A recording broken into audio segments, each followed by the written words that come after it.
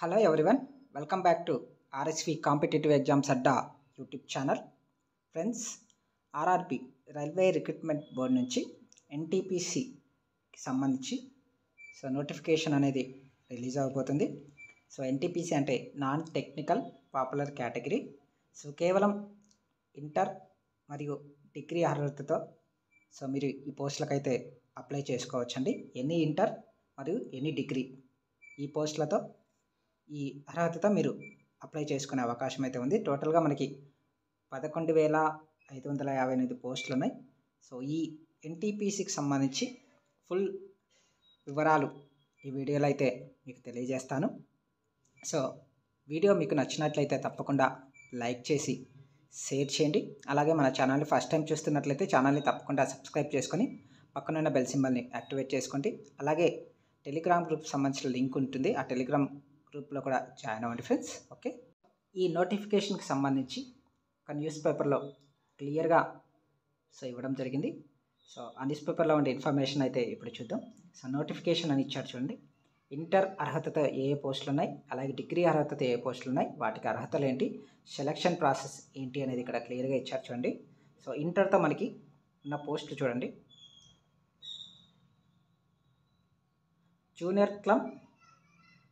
Junior clerk cum typist ఒకటి, అలాగే account clerk cum typist ఒకటి, అలాగే junior time keeper, train clerk, commercial come ticket collector. ఇవి inter అర్హతతో ఉన్న పోస్టులు. డిగ్రీ అర్హతతో ఉన్న పోస్టులు చూడండి. Traffic assistant, goods guard, senior commercial come ticket clerk, senior clerk cum typist, junior account assistant cum typist, senior time keeper, commercial apprenticeship, station master పోస్టులు అయితే డిగ్రీ అర్హతతో ఉన్నాయండి. వీటికి అర్హతలు వచ్చేసి అండర్ గ్రాడ్యుయేట్ పోస్టులకి ఇంటర్ ఆర్ 12, గ్రాడ్యుయేట్ పోస్టులకి degree అర్హత అని చెప్పి ఇచ్చాడు. సెలక్షన్ చూడండి. ఆన్లైన్లో పరీక్షలు, స్కిల్ టెస్ట్, డాక్యుమెంట్ వెరిఫికేషన్, వైద్య పరీక్షల ఆధారంగా ఎంపిక చేయబడతాయి. అప్లికేషన్స్ స్టార్ట్ అయ్యే తేదీ ఇక్కడ ఇచ్చారు చూడండి. సెప్టెంబర్ 14 నుంచి అక్టోబర్ 13 వరకు 8,113 గ్రాడ్యుయేట్ పోస్టులకి, అలాగే సెప్టెంబర్ 21 నుంచి అక్టోబర్ 20 వరకు అండర్ గ్రాడ్యుయేట్ పోస్టులు దాదాపు 3,445 అండర్ గ్రాడ్యుయేట్ పోస్టులకి దరఖాస్తు అయితే చేసుకోవచ్చు. దీనికి సంబంధించిన పూర్తి ఇన్ఫర్మేషన్ అనేది rrbapply.gov.in వెబ్సైట్లో మీరు చూడవచ్చు అని చెప్పి ఇక్కడ ఇన్ఫర్మేషన్ అయితే మనకు ఇవ్వడం జరిగిందండి. ఓకే, ఇవి నోటిఫికేషన్కి సంబంధించిన అర్హతలు, అలాగే అప్లికేషన్ తేదీలకు సంబంధించి సెలక్షన్ ప్రాసెస్ గురించి. ఓకే, నెక్స్ట్ వచ్చేసి ఎగ్జామ్ ప్యాటర్న్ గురించి ఇవ్వడం జరిగింది చూడండి. ఆర్ఆర్బి ఎన్టీపీసీ పరీక్ష CBT 1, CBT 2 మరియు typing skill test or computer based aptitude test అనే స్టేజ్లలో నిర్వహిస్తారు అన్నాడు. అలాగే CBT 1 పరీక్ష అన్ని పోస్టులకు కామన్గా ఉంటుందండి. ఇంటర్కి అలానే ఉంటుంది, డిగ్రీ అర్హతతో కూడా అలానే ఉంటుంది. అలాగే CBT అనేది ఆన్లైన్ పరీక్ష. ఎగ్జామ్ 100 మార్కులకు ఉంటుందండి. ఎగ్జామ్ అనేది 100 మార్కులకు ఉంటుంది. అది ఫస్ట్ స్టేజ్లో.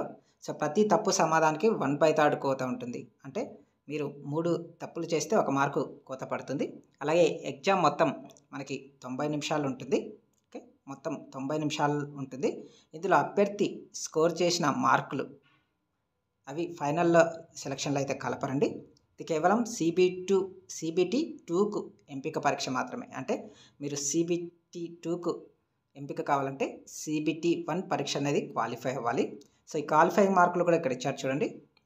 జనరల్ అభ్యర్థులకు 40, OBC SCలకు 30, non creamy layer ST అభ్యర్థులకు 25% మినిమం క్వాలిఫైయింగ్ మార్క్స్ అయితే రావాలండి. అలాగే మొత్తం పోస్టులకి 20 రెట్లు ఉండే విధంగా CBT 2 ఎగ్జామ్కి అయితే ఎంపిక చేయడం జరుగుతుంది. ఓకే, చూడండి. అలాగే ఎగ్జామ్ ప్యాటర్న్లో ఏ సెక్షన్స్ ఉంటాయి, ఎన్ని ప్రశ్నలు ఉంటాయి, ఎన్ని మార్కులకు అని చెప్పేది కూడా క్లియర్గా ఇచ్చారు చూడండి. CBT 1కి అయితే మ్యాథమెటిక్స్ ఉంటుంది, తర్వాత జనరల్ ఇంటెలిజెన్స్ అండ్ రీజనింగ్ ఉంటుంది, కరెంట్ అఫైర్స్ ఉంటాయి. 3 సెక్షన్లు ఉంటాయి. మ్యాథమెటిక్స్లో ప్రశ్నల సంఖ్య వచ్చి 30, మార్కులు 30. జనరల్ ఇంటెలిజెన్స్ అండ్ రీజనింగ్కి సంబంధించి ప్రశ్నలు 30 ఉంటాయి, మార్కులు 30. కరెంట్ అఫైర్స్కి సంబంధించి మొత్తం 40 ప్రశ్నలు ఉంటాయి. 40 మార్కులు టోటల్గా మీకు CBT 1 అనేది 100 మార్కులకు ఉంటుందండి. సో ఇందులో మీరు క్వాలిఫై అయితే మీరు CBT 2 ఎగ్జామ్ అయితే రాయవచ్చు. ఓకే. సో CBT 2 గురించి చూస్తే CBT 1లో ఉన్న సిలబస్నే CBT 2లో కూడా ఉంటుంది. అలాగే డిఫికల్టీ లెవెల్ మాత్రం CBT 2లో పెంచడం అయితే జరుగుతుంది. అంటే ప్రశ్నాపత్రం యొక్క కాఠిన్య స్థాయి అనేది పెరుగుతుందండి. ఇక్కడ 90 నిమిషాల్లో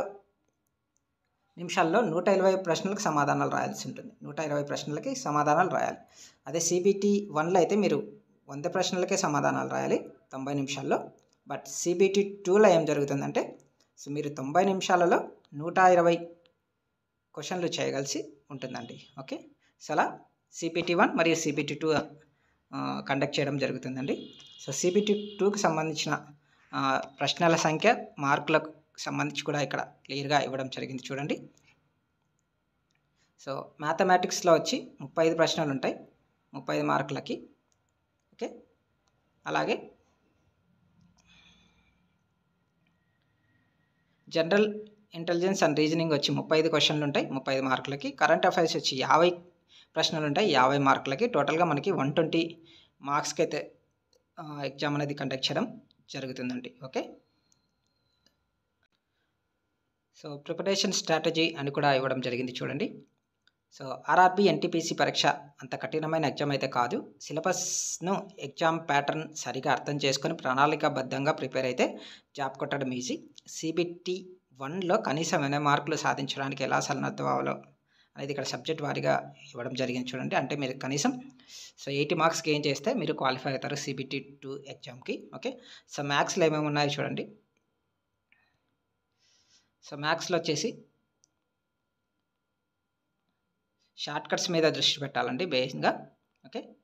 సో దాంట్లో సింప్లిఫికేషన్స్, వర్గాలు, వర్గమూలాలు, గణాలు, ఘనమూలాలు ఉంటాయి. అలాగే LCM, HCF, పర్సెంటేజ్లు, ratio proportions, ages, profits and losses, discounts, time work, pipes and systems, time and speed, distance, trains, boards and streams, simple and compound interest, mensuration, trigonometry, basic algebra, basic geometry, basic static topics మీద కనిష్టంగా 1 నుంచి గరిష్టంగా 3 మార్కులు వచ్చే అవకాశం అయితే ఉంటుందండి.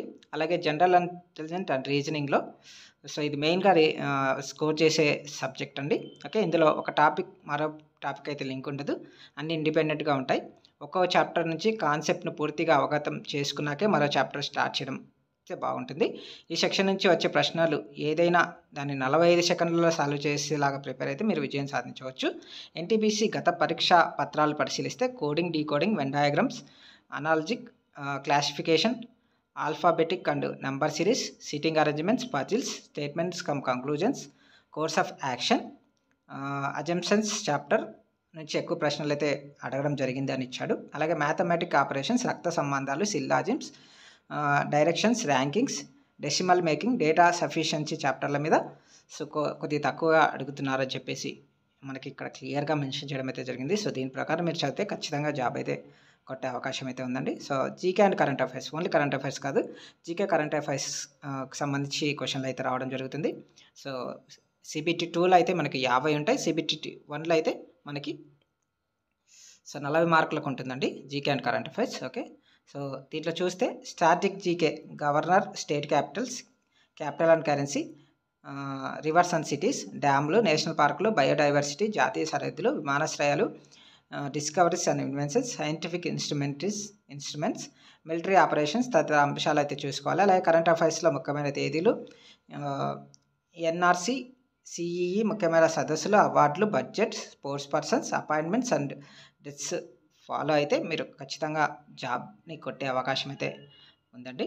So general అవేర్నెస్కి సంబంధించి NTPC ఎగ్జామ్లో అన్ని సెక్షన్లో తక్కువ సమయంలో ఆన్సర్ చేయగలిగితే సెక్షనే జనరల్ అవేర్నెస్ అండి. మార్కుల పరంగా ఈ సెక్షన్ కీలకమైన డిసైడర్గా అవుతుంది.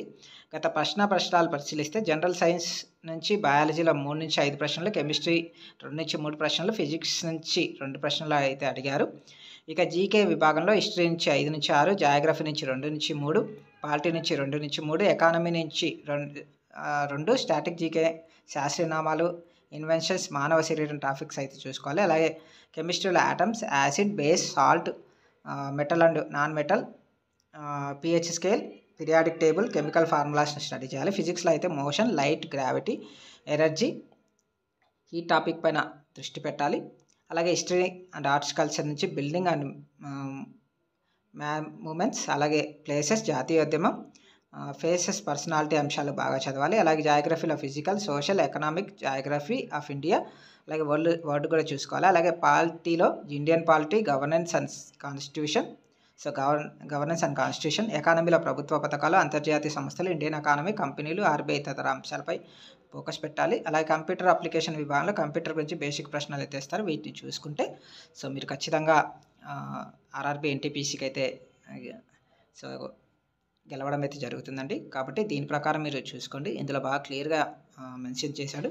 సో మీకు క్లియర్గా అర్థమైందనే అనుకుంటున్నాను. సో వీడియో నచ్చినట్లయితే తప్పకుండా లైక్ చేసి షేర్ చేయండి ఫ్రెండ్స్. Thank you.